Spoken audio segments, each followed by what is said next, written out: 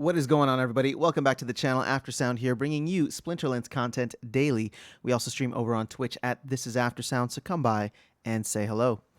All right, so I wasn't going to do a video about this, but several folks pinged me and wanted me to give my thoughts. So I was like, okay, if I'm going to do a video, I might as well cover some of the other changes that are happening. But if you missed it, there was a post in the official announcements section of the Discord. And really, one of the things that caught everybody's attention was this little tidbit right here. We will be integrating the Coinbase wallet login to enable users to log into their Splinterlands account with their Coinbase wallet. Please note that this is simply a Coinbase wallet that can be used to log into your Splinterlands account. SPS is not listed on Coinbase.com. So to me, that's actually very, very self-explanatory. I know that people are asking me to give my thoughts on it, but I think it's actually a non-starter, right? So here is the biggest takeaway from this. SPS is not being listed on Coinbase. Now, if in the future Coinbase decides to list SPS, their wallet is actually a completely separate app. You could sign up and set up a wallet, and what they do is I believe you can even just set it up as like a private wallet that's completely separate or outside of their system. I could be wrong on that. I don't use the Coinbase wallet, but even if it is integrated or connected, all that this team is saying at this point in time is that the integration from the wallet to the game is there, right? So this would have been like, for example, if SPS was going to be listed tomorrow, I'm sure the team would make sure all of their developmental energy would be going into ensuring that the wallet was enabled with the game itself, and you'd be able to log in. So you can even see here, this is what they're going to show. So all they're doing is getting ahead of the game here, and they're being very clear to say that SPS is not being listed on Coinbase. So I don't want this rumor flying around and people to start thinking that there's going to be a Coinbase listing at any point in the future. Now, that being said, a Coinbase listing would be absolutely huge. Do I see that happening before Binance? I don't think so. I would probably think that Binance would be before Coinbase, especially if one of the ways to interface with the game is going to be, or at least one of the more popular ways to interface with the game is through the Binance Smart Chain. That's how I came through. So, if it happens, it happens. I don't think that there's anything to this, but just wanted to hop in and clarify, since some people were, some people are convinced, and I'm just like, you guys are just trying to convince yourselves that, this is some kind of code that we are going to be listed on, that we're going to be listed on Coinbase. Some of the other updates that I think are probably more big news or bigger news from this is really this portion right here. The match begins, or the enemy found screen is now going to be changing to a match begin screen, where you'll no longer see your opponent. So this identity will be hidden. And they've talked about this for a while, but we finally have a date at which this is coming out, April 5th. So about a week from the day that I'm recording this. And I think that it's important because this may not affect many people who don't really care about the third-party tools out there, and some folks consider it cheating or getting an unnecessary advantage. But there are bots out there that can go through, scrape the data off the blockchain, and essentially make a very educated guess as to what deck you have, based on your history, based on what you've played, based on what's currently in your playable collection.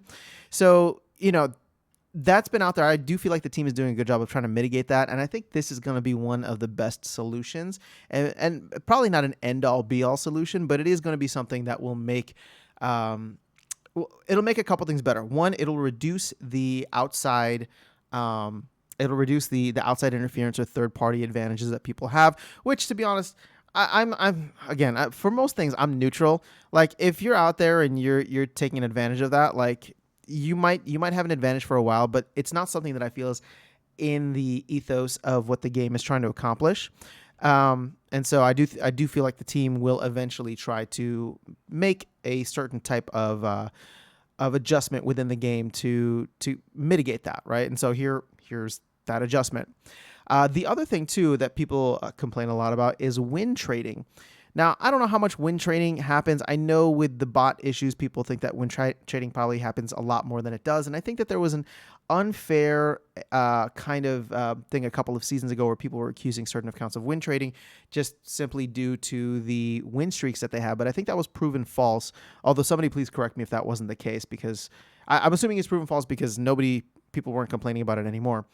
But either way, this is going to be a good implementation by the team in order to reduce win trading or any type of advantage that you would have being able to go and scour your opponent's collection beforehand or see what they've played or their previous battles. So I like this.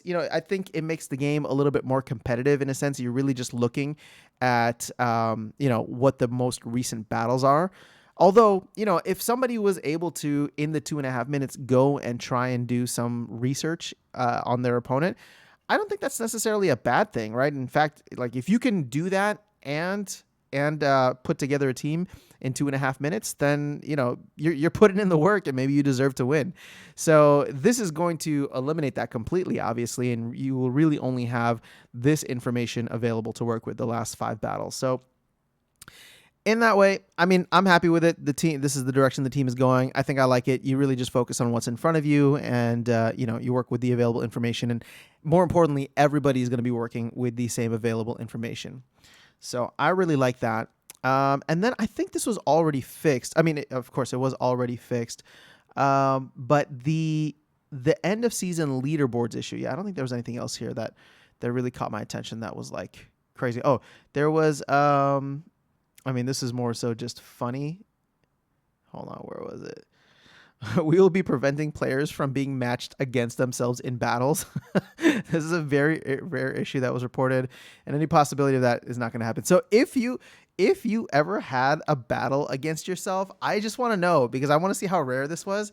I can't imagine what my reaction would be if that actually happened to me. I'd probably feel so defeated at that point if I was like losing on both sides. But the last thing, and again, this change was actually already made, so it's not part of this updates. But if you go to the game itself now and you go check out the leaderboards, all right, it doesn't look like, Diamond has this, but let's go to Gold actually.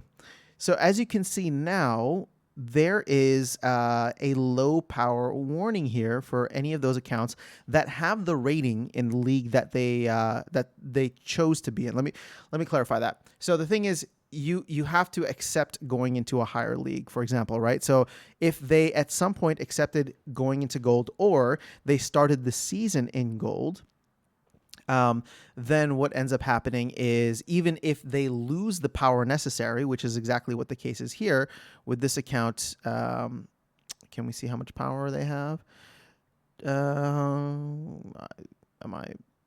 I guess they don't. Oh no, power is 590. So this looks like maybe an alt account or something. So here's a perfect example of an account that maybe at the beginning of the season grinded all the way to the top or near the top. Oh, look at this. Astaria is just dominating. Well done for you, Astaria.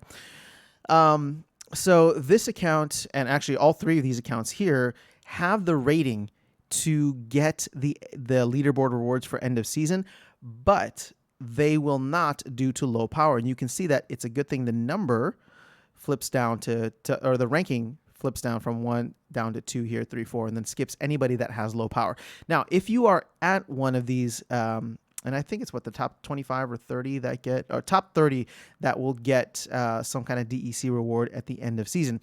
So if you are at one of these, or at least one at the end, I don't know that I would count on it, because all these people need to do, or all these accounts, I should say, need to do is either rent the power, or if they are renting out the power, like let's say, I think a viable strategy is to really grind at the beginning of the season when the rewards are good, get as high of a rating as you can, and then call the cards back to you at the end of the season when there's only, a day or 2 left, which is exactly where we're at right now. So I wouldn't be surprised if some of these accounts just start popping up with the required amount of power. And then, this whole thing readjusts, and the person who was in 30th is actually going to be closer to maybe like 40th or 50th based on how many people are ahead. So something to be aware of now, but I like it. I like the fact that they implemented this. It's a season later than I was hoping for, but it is here now, and it will be the case moving forward. So great updates from the team, in fact. And I actually really like, it sounds like they are going to be doing this on a bi-weekly schedule now. So every 2 weeks, they're going to be sharing the updates, sharing the upcoming updates and then actually implementing those updates. So I don't know, maybe we'll see if we'll expect the next one on the 19th of April. But more importantly, guys, and I just need to continue stressing this, like, I mean, the team is very open with us on a lot of things, right? The town hall, the town halls tend to be very open. We can ask so many things in the Mav chat, and the team is very, I would say, generous with a lot of answers and information that they give us there. So to me, like, you know, sharing these updates literally a week in advance, granted, none of this here is, you know, completely game changing. But at the end of the day, I like the communication, the way that this game has evolved for me personally, right? And my perspective on it over the past 7 months now, since I started in August of last year, is tremendous. And that just goes to show the type of leadership and organization that they have. And I mean it when I say, like, you know, this is, it's corporate in the best way possible. Like, this is not just some, you know, shady fly-by-night under the radar company that's trying to do whatever. Like, they've been around for several years now. And, you know, for me and some of the conversations that I've had, you know, being on the team now and doing some of the, again, I just do some music here and there, so it's nothing crazy, but I like what I see in those meetings from the standpoint that, hey, like, I've worked in the corporate side before, and this is exactly what I saw there. It's the same kind of discipline, organization, and hopefully performance that we're going to see from the team. So just want to throw out my, or tip my hat in appreciation. I don't even know what the words I'm saying are, but just want to say that about the team, and that I am very excited. I'm very bullish. These changes may seem small, but I think they are going to be very powerful in the future, especially this Match Begins one. The last thing, and this just caught my eye, but about the Waka sale, that did get pushed back a week. So if you were going only based off of my videos, well, then I apologize, because I think you were probably expecting the Waka sale to be today, maybe. I'm not sure, but or sometimes soon. It did get pushed back. So now I guess this is like technically phase 3 of the Waka Spirit Blade sale is going to be on April 5th, and that's going to be under the special tab here in the shop. And so if you missed it or missed a previous update, they are going to be selling Waka here for, I believe, that same price. And start date is 3/10, so this is definitely off. They need to update this at least a little bit. So they're going to sell the remaining ones, and whatever they don't sell through after a certain period of time, I forgot what that period of time is now, but whatever they do not sell through, they will burn. So Waka will be even more rare than he is now. So there you go, Waka right here. Going for 1,200, which makes me feel like I don't know who's going to be buying it. Okay, we'll cover the Waka sale in more detail when it actually happens, because I'll be very curious to see what happens now that there are several Wakas, 3 of them specifically, that are going for less than the Wakas were on Atomic Hub. All right, guys, that's all I have in this video. Have an amazing rest of your day. I will catch you all in the next one, and I will see you around the game. Take care.